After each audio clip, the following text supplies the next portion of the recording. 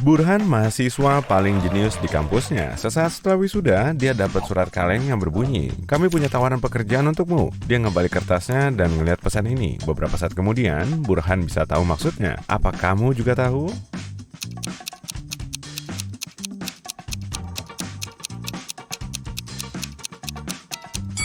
Wawancara kerja Burhan akan diadain di rumah hijau saat tengah malam.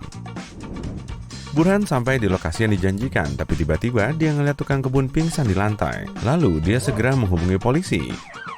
Petugas medis bilang tukang kebun itu telah diracun. Burhan pun segera menghubungi 3 orang untuk diinterogasi hari itu juga.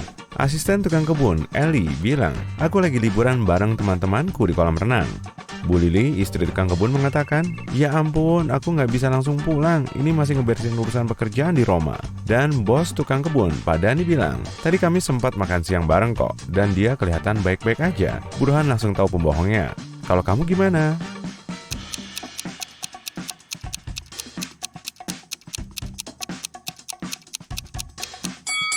Yang bohong Lili. Lihat aja tuh jendela hotelnya, ada menara Eiffel. Jadi saat itu dia nggak berada di Roma, tapi di Paris. Setelah kasusnya terpecahkan, Burhan dapat pesan ini. "Selamat, kamu sudah lolos di tahap 1, sampai ketemu di basement." Burhan langsung turun ke basement dan ngelihat kunci kombinasi ini. Dia harus ngebuka pintunya untuk lanjut ke tahap wawancara berikutnya. Apa kamu bisa bantu dia mecahin kodenya?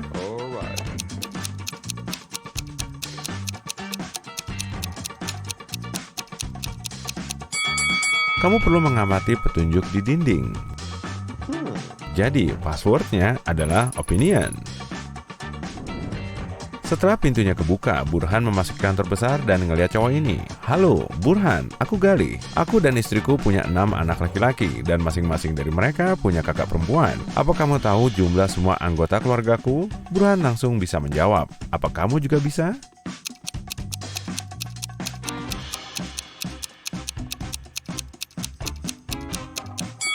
9. Ada Pak Gali, Bu Gali, 6 anak laki-lakinya, dan 1 anak perempuannya. Dia menjadi kakak perempuan dari ke-6 anak laki-laki Pak Gali. Di tugas berikutnya, Burhan harus mecahin kasus pencurian. Pelakunya udah mecahin jendela bank untuk menggasak uangnya. Saat itu, petugas kebersihan lagi ada di dalam bank dan berusaha mencari bantuan. Dia juga sempat ngelihat pelakunya membawa uang dan kabur dengan mendobrak pintu. Lalu, dia ngebersihin pecahan kaca yang nyecer di lantai. Bahkan sebagiannya nempel di lengan bajunya. Setelah menyimak keterangannya, Burhan langsung ngecek TKP. Dia tahu kalau petugas kebersihan itu nggak berkata jujur. Tapi dia tahu dari mana ya? Kaca jendela, pintu, atau penampilannya?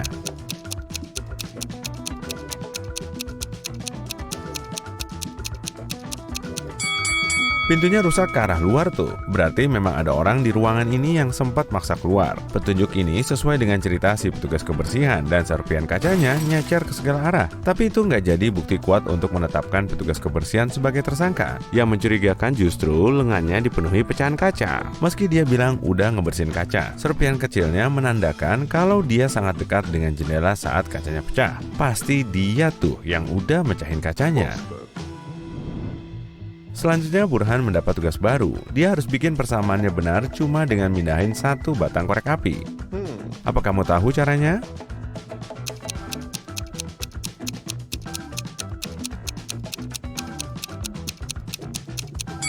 Di sini ada 3 kemungkinan jawaban. Okay, let's see. 8 dikurangi 4 sama dengan 4. 5 plus 4 sama dengan 9. Dan 0 plus 4 sama dengan 4. Pak Gali nunjukin Burhan beberapa foto TKP, lalu Burhan bertanya, "TKP terbaru terjadi di mana, Pak?" Pak Gali bilang, "Yang terdekat." Alright. Kira-kira bangunan mana ya yang jaraknya paling dekat?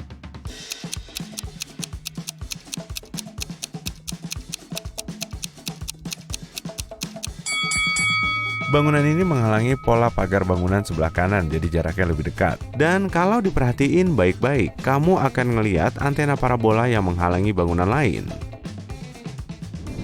Untuk mecahin tugas kali ini, Burhan perlu laptop. Apa kamu bisa bantuin dia nentuin password yang benar? Begini petunjuknya. Kata ini terdiri dari 5 huruf dengan 2 huruf vokal berlainan dan 3 huruf konsonan yang sama. Kalau kamu nggak waspada, ia bisa bikin laptopmu nggak berfungsi. Apa tebakanmu?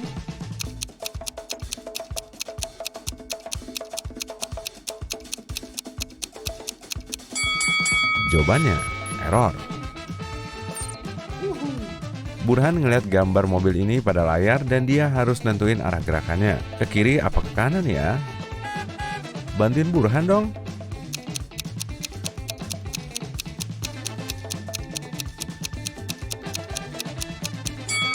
Nggak bergerak kemana-mana, mobilnya nggak bisa bergerak karena nggak punya roda. Selanjutnya, Burhan harus nyelesain tugas ini. Pak Gali beli ponsel seharga 2 juta rupiah. Lalu dia menjualnya ke Sam dengan harga 2.250.000 rupiah. Selang setahun, dia beli ponsel itu lagi seharga 2,5 juta. Dan sebulan kemudian, dia menjual ponselnya ke Zaki seharga 2.750.000. Berapa keuntungan yang didapat Pak Gali dari penjualan ini?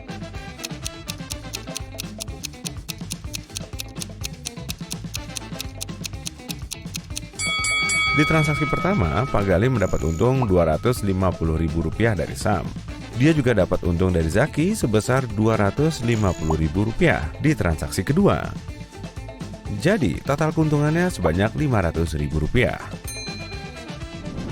Burhan terbangun di tengah hutan. Setelah mondar-mandir nyari jalan, dia malah ngeliat 3 cewek. Mereka semua mengaku telah tersesat di hutan selama 2 bulan. Apa kamu bisa nentuin pembohongnya?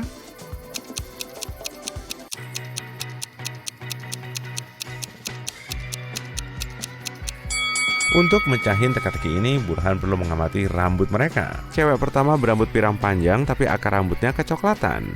Jadi kemungkinan besar dia udah lama nggak ke salon. Cewek ketiga berambut hitam alami yang mungkin proses pertumbuhannya mirip cewek pertama. Tapi potongan rambut cewek kedua masih baru dan akarnya disemir hijau. Rupanya dia baru aja nyalon. Mungkin dia seorang penjahat yang lagi nyamar biar nggak ditangkap petugas. Saat jalan-jalan, Burhan ngelihat villa besar di tengah hutan. Pemiliknya ditemukan pingsan, Burhan harus ngecek TKP dan nentuin tersangkanya. Saat pria itu pingsan, di rumahnya cuma ada ART Maria, Winda, dan Yani. Tapi anehnya, tangan mereka dipenuhi noda merah. Maria bilang, ini cuma cat merah kok. Tadi aku lagi ngecat bangku di kebun. Winda menjelaskan, ini cuma noda kuteks. Sedangkan Yani mengatakan, dia nggak sengaja numpain jus anggur di bajunya. Apa kamu tahu pembohongnya?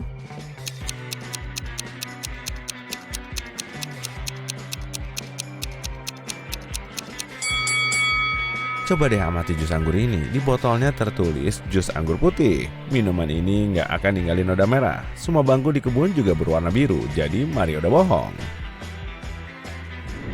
Setelah makan siang, Burhan ketiduran. Tahu-tahu dia udah bangun di dalam penjara. Dia mulai nyari jalan keluar dan ngeliat 3 pintu. Pintu pertama dijaga kawanan anjing galak yang belum makan selama 9 bulan. Pintu kedua dijaga keluarga naga, dan di balik pintu ketiga ada pengawal yang selalu waspada. Semua tahanan gak akan berani macam-macam sama mereka. Pintu mana yang harus dipilih Burhan?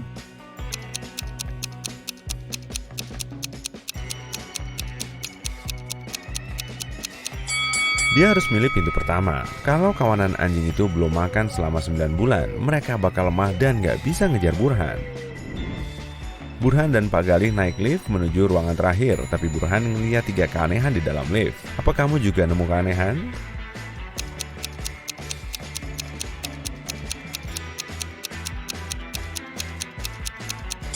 Nggak ada tombol lantai 8. Cermin ini cuma mantulin bayangan Burhan, sedangkan bayangan Pak Gali nggak ada sama sekali. Tulisan ini juga nunjukin batas bobot liftnya cuma 0 kg. Pak Gali ngeliatin koleksi perhiasannya ke Burhan di ruang kerjanya. Pak Gali bilang, aku punya 1 teka-teki terakhir buat kamu, dan kamu akan langsung diterima kerja kalau tahu jawabannya. Saat aku seusiamu, aku mulai ngumpulin permata putih di gunung dan membawanya pulang setiap malam. Setelah semuanya terkumpul, aku mau menjualnya. Bahkan tukang perhiasan di dekat rumahku bilang, aku siap ngeborong semua permatamu. Memangnya kamu punya berapa? Aku mulai berhitung, lalu aku beli 1 kotak besar berisi 3 kotak kecil, dan 2 diantaranya berisi kotak yang lebih kecil. Kalau kotak besar itu bisa naruh 50 permata, berapa permata biru yang kujual ke tukang perhiasan? Burhan berhasil menjawab teka-teki itu dan diterima kerja. Memangnya dia jawab apa?